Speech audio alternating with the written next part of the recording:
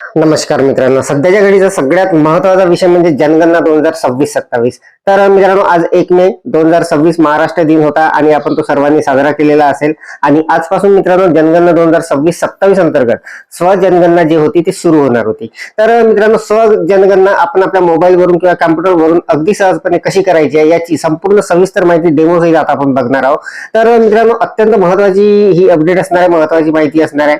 संपूर्ण सविस्तर माहिती आपण जाणून घेणार आहोत. तर नमस्कार, मी राज मेश्राम मराठी शाळा.com या युट्यूब चॅनलवर पुन्हा एकदा आपलं सहर्ष स्वागत आहे. मित्रांनो, जनगणना 2026-27 सिरीजचा आणखी एक महत्त्वाचा व्हिडिओ आता आपण बघणार आहोत. स्वजनगणना कशी करावी, मोबाईलवरून अगदी सहजपणे आपल्याला आपली जी गणना असणार आहे स्वगणना ती करता येणार आहे. कशी करायची, काय करायची याची संपूर्ण सविस्तर माहिती जाणून घेण्यासाठी व्हिडिओला स्किप न करता पूर्ण बघा. चॅनलवर जर नवीन असाल तर चॅनलला सबस्क्राईब करायला विसरू नका आणि व्हिडिओ जर आवडला तर व्हिडिओला लाईक व शेअर करा. चला तर मग सुरू करूया.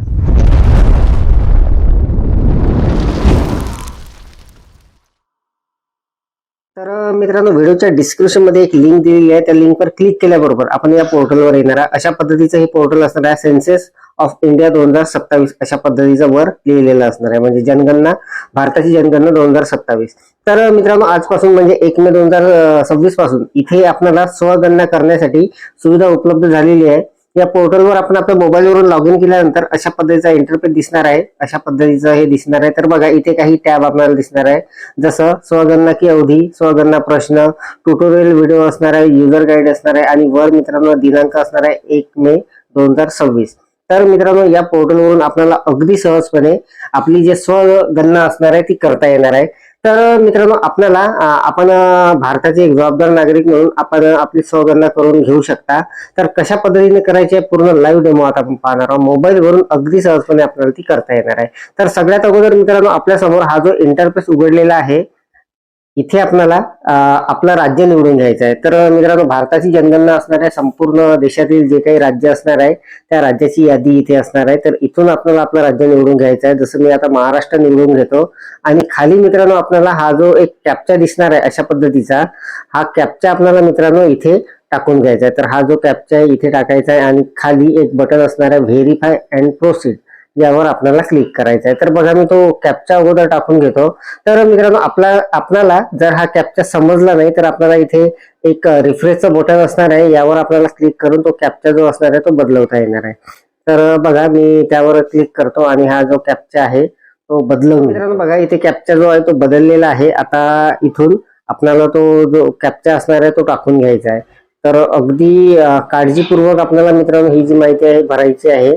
तर अगोदर मी तो कॅप्चा टाकतो. त्यानंतर मित्रांनो बघा, आपण राज्य सिलेक्ट केलं, कॅप्चा टाकून घेतला. आता आपल्याला खाली व्हेरीफाय अँड प्रोसीड जे आहे त्यावर क्लिक करून घ्यायचं आहे. यावर क्लिक केल्यानंतर एक नवीन इंटरफेस मित्रांनो आपल्या समोर आलेला आहे. वेलकम, स्वागत है जनगणना 2027 की मकान सूचीकरण कार्यचरण के स्वगणना पोर्टल में आपका स्वागत है, अशा पद्धतीचं असणाऱ्या संपूर्ण सूचना इथे लिहिलेल्या आहे हिंदी आणि इंग्रजीमध्ये. तर याला संपूर्ण सूचना वाचल्यानंतर आपल्याला खाली जे बटन आहे ओकेचं, यावर क्लिक करून घ्यायचं आहे. क्लिक केल्यानंतर आता एक नवीन इंटरफेस आपल्यासमोर उघडलेला आहे, सेल्फ इन्युमरेशन HLO लॉग इन म्हणून. तर मित्रांनो, यामध्ये आपल्याला स्टेट जे असणार आहे ते बाय डिफॉल्ट सिलेक्ट असणार आहे, कारण आपण अगोदर सिलेक्ट केलेलं आहे. आता इथे खाली मित्रांनो आपल्याला काही माहिती भरून घ्यायची आहे. यामध्ये name of the head of the house hold, म्हणजे कुटुंब प्रमुखाचे नाव इथे टाकून घ्यायचं आहे. मोबाईल क्रमांक टाकायचा आहे. त्यानंतर ईमेल जो असणार आहे तो ऑप्शनल असणार आहे. आपल्याला टाकायचा असेल तर आपण टाकू शकता किंवा नाही टाकला तरी चालणार आहे. तर ही माहिती अगोदर आता आपल्याला भरून घ्यायची आहे. यावर क्लिक केल्यानंतर मित्रांनो एक महत्वाची सूचना आपल्या समोर येणार आहे अशा पद्धतीने. इथे बघा, इम्पॉर्टंट नोटीस म्हणून आलेला आहे. Please enter the name of the head of the household correctly, once register it cannot be change later. म्हणजे मित्रांनो, इथे आपण कुटुंब प्रमुखाचं जे नाव टाकत आहे ते अगदी केअरफुली आपल्याला टाकायचं आहे, कारण हे नंतर आपल्याला बदलवता येणार नाही अशा पद्धतीची तिथे सूचना दिलेली आहे. तर बघा, याला सिंपली आपण ओके करणार. ओके केल्यानंतर मित्रांनो आता इथे मी संपूर्ण जे कुटुंब प्रमुख आहे ते नाव इथे टाकून घेणार आहे आणि त्यानंतर इथे खाली मित्रांनो आपल्याला मोबाईल क्रमांक जो असणार आहे तो टाकून घ्यायचा आहे. तर बघा मित्रांनो, हे संपूर्ण जी प्रोसेस असणार आहे ही अगदी काळजीपूर्वक आपल्याला करायची आहे. तर मित्रांनो बघा, इथे आता आपण ही जी माहिती आहे कुटुंब प्रमुखाचं नाव आपण इथे टाकून घेतलेलं आहे. त्यानंतर इथे मोबाईल क्रमांक टाकलेला आहे. ईमेल आपल्याला ऑप्शनल असणार आहे, तो टाकला नाही तरी चालणार आहे. तर मी ईमेल न टाकता इथे व्हेरीफाय अँड प्रोसीड हे जे बटन असणार आहे यावर आपण क्लिक करून घेणार आहोत. यावर क्लिक केल्यानंतर मित्रांनो आता आपण जो मोबाईल क्रमांक टाकलेला आहे त्यावर एक ओटीपी येणार आहे. तर बघा इथे एक मेसेज आलेला आहे अगोदर, success OTP send to your mobile number, म्हणजे आपल्या मोबाईलवर एक ओटीपी आलेला आहे, तो ओटीपी आपल्याला तिथे टाकून घ्यायचा आहे.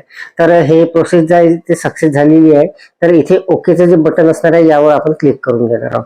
यावर क्लिक केल्यानंतर मित्रांनो एक महत्वाची एक स्टेप असणार आहे इथे, ते आपल्याला पूर्ण करावी लागणार आहे. तर बघा ते स्टेप जे असणार आहे सिलेक्ट लँग्वेजची. तर इथे मित्रांनो आपल्याला क्लिक करून आपल्याला जे काही भाषा निवडायची आहे ती इथून आपल्याला निवडून घ्यायची आहे. तर बघा इथे आपल्याला मित्रांनो संपूर्ण भारतामधल्या ज्या महत्वाच्या भाषा आहेत त्या संपूर्ण आपल्याला इथे दिसणार आहे. तर मी आता महाराष्ट्रामध्ये असणार आहे त्यामुळे मी इथे मराठी जे आहे ते सिलेक्ट करून घेतो. तर बघा मराठीवर मी क्लिक केलेलं आहे.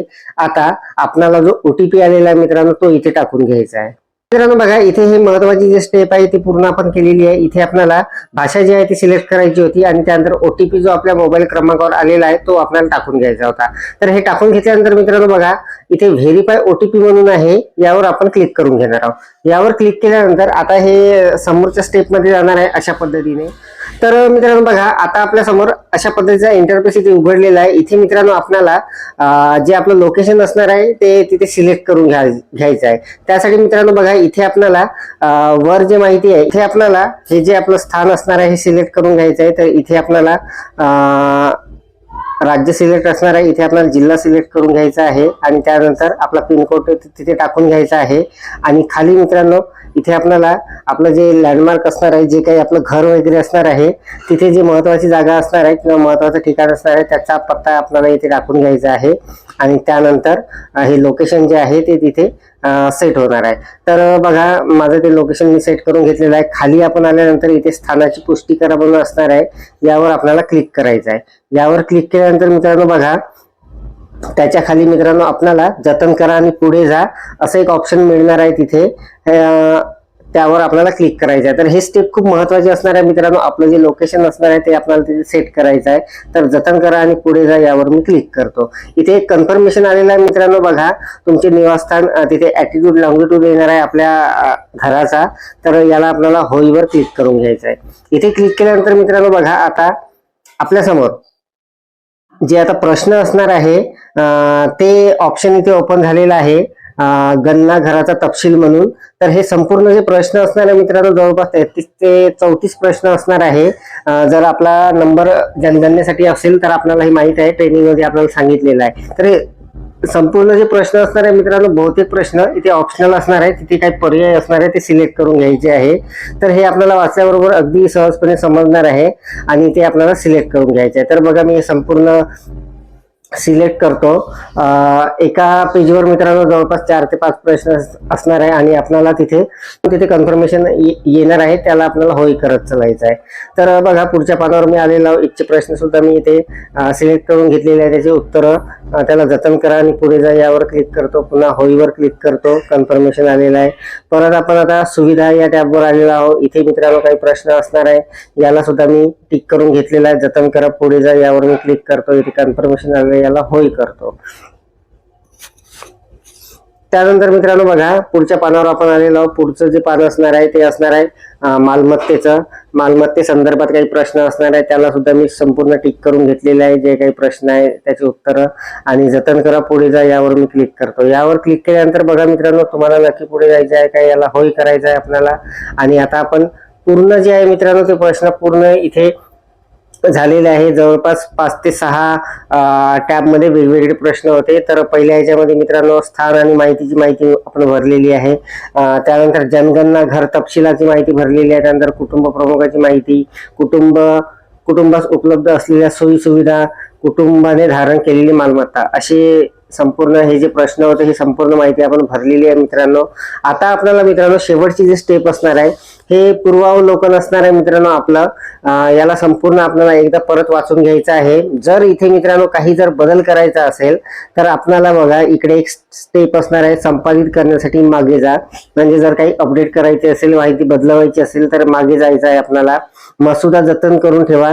मित्रांनो आपण ही माहिती भरल्यानंतर आपण फायनल करण्यापूर्वी याला जतन सुद्धा करून ठेवू शकतो की नंतर आपण काही दिवसानंतर म्हणा किंवा 1-2 दिवसानंतर त्याला फायनल करू शकतो. आणि तिसरी जे इथे टॅब असणार आहे ती असणार आहे पुष्टी करा आणि सादर करा. तर ही फायनल स्टेप असणार आहे मित्रांनो. हे केल्यानंतर आपल्याला कुठलीही माहिती इथली बदलवता येणार नाहीये. तर आपल्याला पुष्टी करा आणि सादर करा यावर आपण आता क्लिक करणार आहोत. यावर क्लिक केल्यानंतर मित्रांनो बघा अंतिम हे सबमिशन असणार आहे, फायनल सबमिशन. तर बघा तिथे एक नोटिफिकेशन आलेलं आहे अंतिम सादर. अंतिम सबमिशन नंतर सबमिट केलेल्या डेटामध्ये कोणताही बदल शक्य होणार नाही. तुम्हाला नक्की पुढे जायचे आहे काय यावर आपल्याला क्लिक करायचं आहे. तर यामध्ये 2 ऑप्शन असणार आहे, होय किंवा नाही. तर आपण होय करणार आहोत. होय केल्यानंतर मित्रांनो बघा आता एक नवीन इंटरफेस आपल्या समोर येणार आहे. यशस्वीरित्या सबमिट केले आहे. तर तुमची स्वगणना अर्ज यशस्वीरित्या सबमिट झालेला आहे. तुमचा स्वगणना आयडी म्हणजे SC ID मित्रांनो इथे जनरेट झालेला आहे. हा आयडी खूप महत्वाचा असणार आहे. याचा स्क्रीनशॉट वगैरे आपण काढून ठेवा. जेव्हा मित्रांनो आपल्याकडे घरगणनेसाठी जे कर्मचारी येणार आहे तेव्हा हा आयडी त्यांना आपल्याला द्यायचा आहे किंवा त्यांच्या मोबाईलवर हा येणार आहे आणि ते तिथून ते फायनलाइज मग ते करणार आहे संपूर्ण माहिती. तर बघा यशस्वीरित्या सबमिट केलेला आहे. तुमचा स्वगणना अर्ज यशस्वीरित्या सबमिट झालेला आहे. स्वगणना आयडी इथे आलेला आहे. तुमचा HLO पूर्ण करण्यासाठी तुम्हाला ही स्वगणना आयडी प्रगणकासोबत शेअर करण्याची विनंती आहे. तसे झाले नाही तर प्रगणकाकडून तुमच्या गणनेची आवश्यकता असू शकते. अशा पद्धतीचा मेसेज मित्रांनो इथे आलेला आहे.